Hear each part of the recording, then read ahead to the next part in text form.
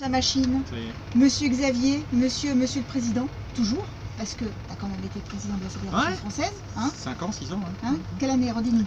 91-96. Oui, parce que moi je connais, mais vous ne connaissez peut-être pas forcément l'histoire de Monsieur Échilou, qui non seulement est un avocat, machin, mais qui fait aussi beaucoup de marches, si je me souviens bien. Tu te promènes pas mal. Oui, beaucoup de ski touring, de ski de randonnée, comme on dit en français. Et puis un peu de marche aussi. On a été au Kilimandjaro avec mon fils qui vient de me battre dans le tournoi. Vous voyez, oui, alors ça c'est la nouvelle là, je suis désolée de vous le dire, mais battu en demi-finale. Voilà, première victoire de Guillaume sur son père. Ça a été, il y a eu quand même beaucoup de sang sur les murs, si vous voulez. On a appelé l'ambulance parce que bon, il y a quand même. Non, je plaisante. C'était un très joli match, 11-9, 11-9, hein, et puis 11-4. Les deux premiers, ça aurait pu aller, comme on dit en anglais, either way. C'est un très joli match, mais ton fils t'a empêché de jouer. Eh oui, voilà, il sait maintenant comment faire. Bah oui, c'est dommage, je t'aurais jamais dû apprendre à jouer au squash. On est ici donc au Stade Français pour cette édition, c'est la 8e édition. Ouais. Donc moi j'appelle ça le squash au palais parce que c'est un très bon mot. Parle-moi un petit peu d'où c'est venu.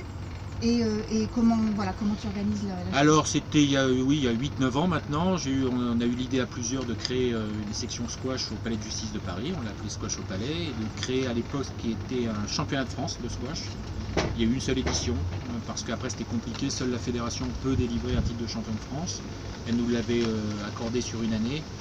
Et c'était trop lourd après dans les standards. Dans la gestion. Ouais, et puis passer par le cahier des charges. Et on a préféré créer une Coupe de France de squash des avocats qui se tient chaque année. Et donc on est à la 8e édition. Voilà.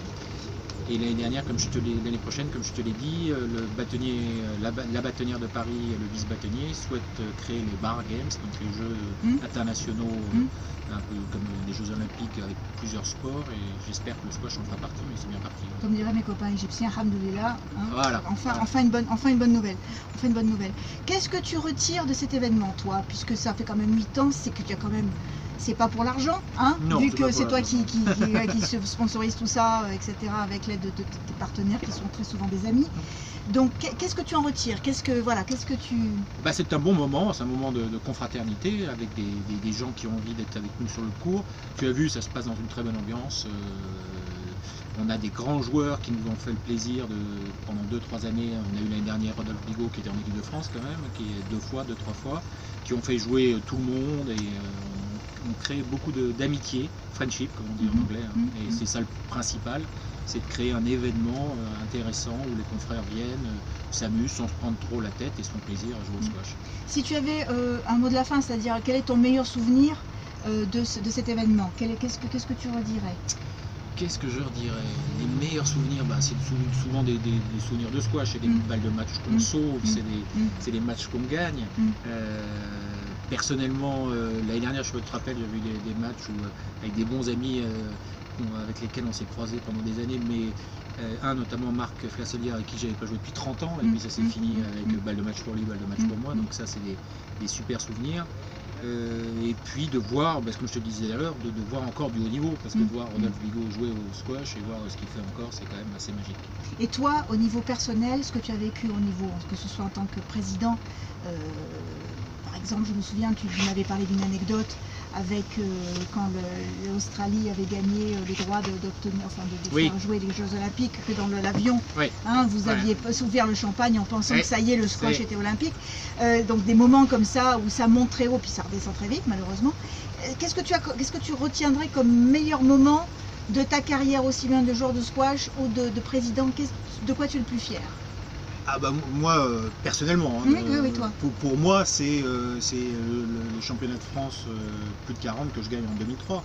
Parce que c'est parti d'une réflexion sur une année. J'ai dit, voilà, je vais me préparer. Je vais me préparer pour le championnat. À l'époque, j'étais dehors, donc dans les 50 meilleurs joueurs français. Mais bon, il y avait du niveau aussi en face. Et je dis, qu'est-ce que je dois faire? Et puis un an avant, je dis, je vais prendre des cours avec John Elstob. On l'a bien connu, cette fois champion de France, capitaine des équipes de France. Et quand je suis arrivé sur le cours à Vincennes avec John, il me voit jouer, il me connaît depuis longtemps, et il me dit, qu'est-ce que tu vas faire pour être champion de France? Je lui dis, écoute, j'ai acheté un tapis de course, je vais courir, je vais pas courir, donc je vais courir sur mon balcon, je vais jouer 3-4 fois par semaine au squash. Il me dit, tu sais Xavier, ce que je vais faire, ça faisait 20 ans que je joue au squash, je vais t'apprendre à jouer au squash. Et donc, ça fait plaisir. voilà. Et donc on a eu une relation superbe toutes les semaines pour arriver, pour se préparer pour le championnat. C'était à Marseille, et puis j'arrive à Marseille, je perds pas un jeu et je suis champion de France. Donc c'est quelque chose qu'on vise, et ça c'est super. C'est le résultat d'un travail vraiment Exactement. acharné, d'une planification. Quelque chose qu'on vise et quelque chose qu'on atteint. Ça c'est dans le sport, je crois que c'est chacun.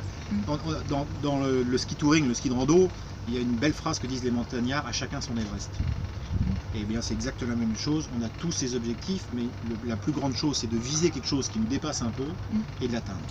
Bah écoute, c'est un très beau mot. Ouais, à chacun son Everest. Merci beaucoup.